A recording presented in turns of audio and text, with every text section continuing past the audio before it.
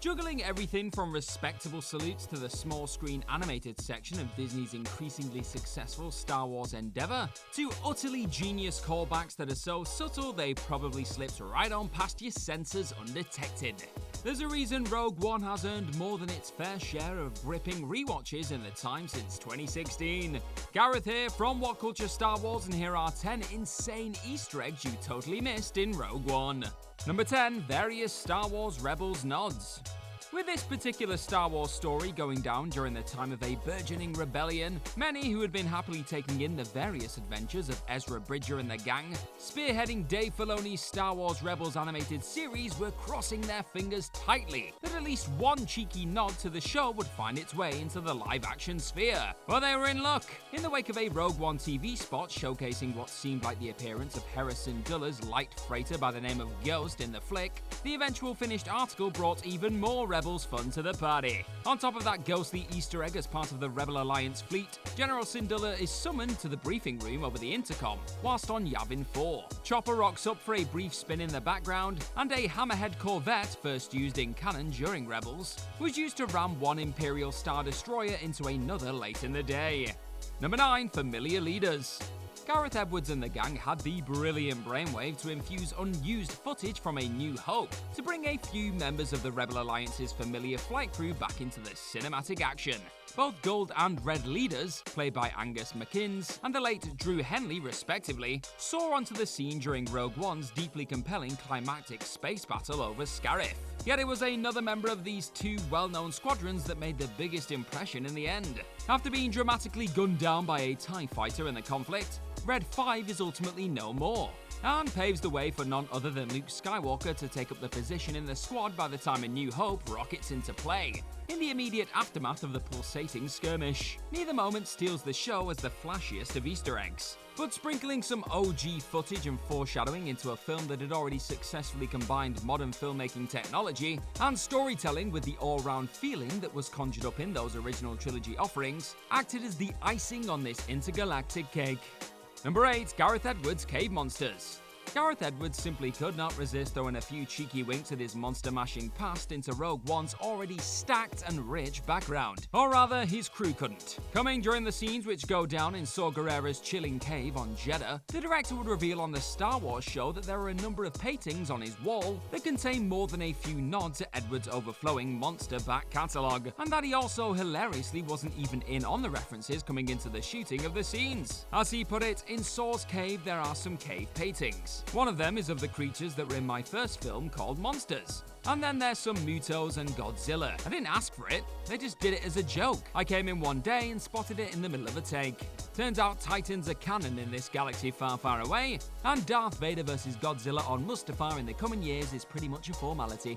Number 7. Rian Johnson's Blink and You'll Miss It cameo. Mostly due to the fact that he's now become a tad busy in recent times in the wake of Knives Out's undoubted success and the Netflix influx of cash that has led to more Benoit Blanc investigations, fans will likely be forced to wait a while longer before witnessing another Rian Johnson stamp create waves in this galaxy far, far away. But for those who simply cannot stand the thought of waiting an age for more Johnson Star Wars escapades, look no further than the Last Jedi director's under-the-radar cameo within Gareth Edwards' Rogue One. As Johnson found himself prepping for said 8th Skywalker saga entry in London around the time of the spin-off shoot, a visit to Edwards' set soon brought with it a cameo on the Death Star as one of the planet-destroying lasers operators. Joining him was the Last Jedi and Knives Out producer Ram Bergman, in the, let's say, perilous position. And in return for this space-aged favor, Johnson happily recruited Edwards to the Last Jedi's Resistance platoon, as the good guys attempt to stave off the First Order on Crate. Number 6. A Black Saber, or Darksaber. Back in 2016, a certain Darksaber was largely only known by those who had been taking in the aforementioned Rebels series, The Clone Wars, and some of the tales being told on the canon comic book page. So you can imagine the delight that flared up in those dedicated few when the mention of a Black Saber was made during Jyn Erso and Cassian Andor's scan through the Imperial archives on Scarif. While little is actually known as to what the Imperial forces were planning for the blade, the weapon would ultimately fall into the hands of Imperial warlord Moff Gideon, Meridian by the time of the Mando series, again hinting at the Empire having their eyes on the weapon for some time. The likes of Stellar Sphere, Mark Omega, and Pax Aurora, again all projects named during this archive search, also all act as separate departments for the eventual Death Star project that would wreak havoc on the galaxy, according to the Rogue One prequel novel Catalyst. Number 5. Gareth Edwards' Alien nod. Gareth Edwards' Rogue One, Ridley Scott's game-changing Alien, and James Cameron's subsequent Aliens features actually have a lot more in common than you'd initially expect, turning more than his fair share of heads heading into the flick with his mention of the chilling horrors having a bit of an influence on one particular element of his wartime Star Wars slice. Edwards' comment of "when you see a planet in the movie called Edu, it'll make a lot of sense," when pushed on the alien salute in his film, eventually made for one of the most subtle and admirable Easter eggs of the lot. Holding up his stormy planet of Edu against Alien's iconic LV-426 moon, which first played host to the now infamous Xenomorph and later the events of Cameron's follow-up, tells a story of a director who clearly went out of his way to visually reference a set of timeless films that made quite the mark on him growing up. Number 4. Darth Vader's old school helmet. While more than a few welcome enhancements and improvements have been made to the most iconic antagonist in the galaxy's iconic suit over the years, Gareth Edwards opted for a more intriguing route when the time came to reintroduce a very much worn-in Dark Lord of the Sith. Clearly seeing his fair share of action in the time since Revenge of the Sith's unveiling of a shiny new, unexpectedly rigid attire, Edwards rolled out a very much battered and duller-looking Vader at times, as he transitioned into the incoming tales of the original trilogy. After all, the Vader first seen stalking onto the scene in A New Hope very much comes equipped with a dinted and smudged up variation of his armor, so it only made sense to have him decked out in this more weathered version for his massacring of some poor rebels in that emphatic Rogue One conclusion. Yet while the suit was generally designed to match up with its A New Hope counterpart, the effects supervisor and executive producer John Knoll would also shed more compelling light on the thought that went into Rogue One's Vader suit direction in general. In his words, "I figure he's got more than one version of those outfits. The reason the armor looks a little grungier and dented up in A New Hope is you're not going to wear your nice armor into battle. You're going to wear your beaten armor into battle. Then, if you're going to talk to the Emperor or something, you put on the nice shiny one. Show some respect." Number 3. What does Jyn Erso's necklace say?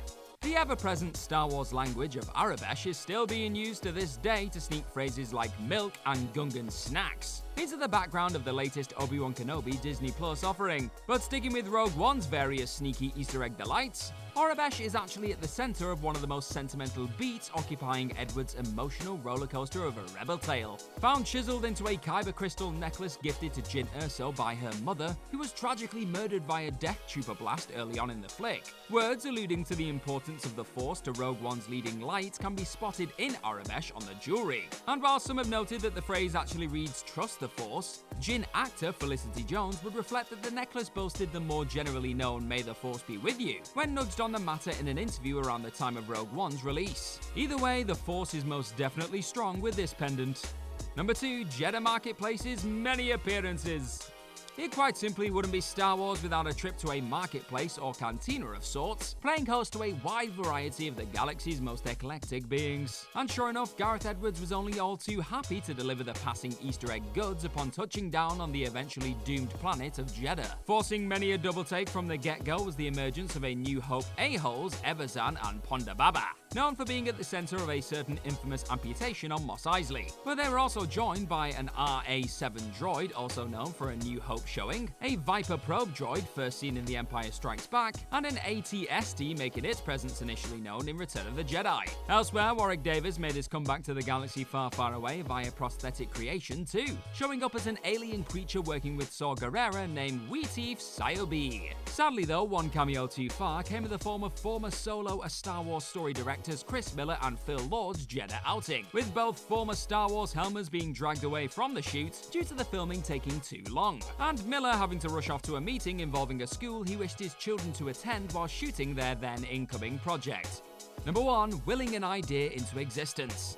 Journeying all the way back to the early 1970s versions of the script that would ultimately become known as Star Wars, the mind behind this eventual intergalactic juggernaut, George Lucas, actually had the title of Journal of the Whills Part 1 penciled in for the sprawling tale. However, in the time since that original concept of the Journal of the Whills, an ancient book detailing the events that would follow on screen, tying the eventual tale into our own real-life world was scrapped, big screen acknowledgements of the Whills being a part of this galaxy far, far away have been few and far between. Yet in the enchanting Chirrut Imwe and Baze Malbus, Rogue One was able to offer up some of the last embers of a very nearly extinct order by the name of the Guardian of the Whills, with the Kyber crystal protecting pair acting as one of the only concrete cinematic nods to Lucas's original idea for his burgeoning Skywalker saga and wider Star Wars world as a whole. Where there's some Whills, there's some way, I guess.